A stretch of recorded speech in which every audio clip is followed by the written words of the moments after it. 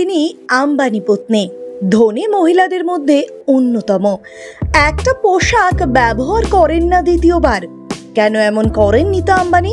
জানুন বিস্তারিত। বিশিষ্ট শিল্পপতি মুকেশ আম্বানির মতো তার পরিবারের বাকি সদস্যরাও মাঝে মধ্যে এই সংবাদ শিরোনামে উঠে আসেন। বিশেষ করে তার স্ত্রী নীতা আম্বানি বিভিন্ন সময় সংবাদ শিরোনাম দখল করে নেন, কখনো তার বিশেষ সাজের মাধ্যমে, তো কখনো আবার তার স্টাইল স্টেটমেন্টের জন্য। তবে এটা কি জানেন যে নীতা আম্বানি কোনো পোশাক একবারের বেশি দ্বিতীয়বার ব্যবহার করেন না?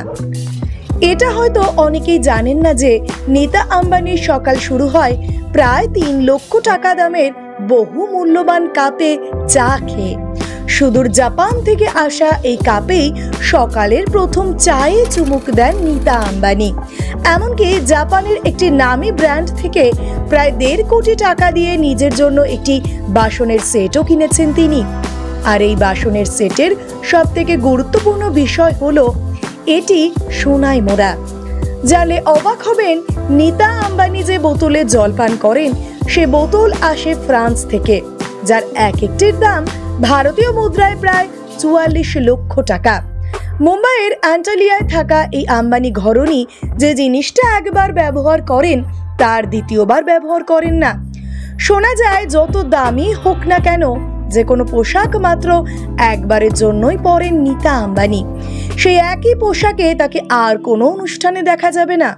সে কারণে নিজের পোশাক, ব্যাগ, এমনকি মোবাইল কেনার জন্য প্রায়ই প্রচুর পরিমাণে অর্থ ব্যয় করে থাকেন।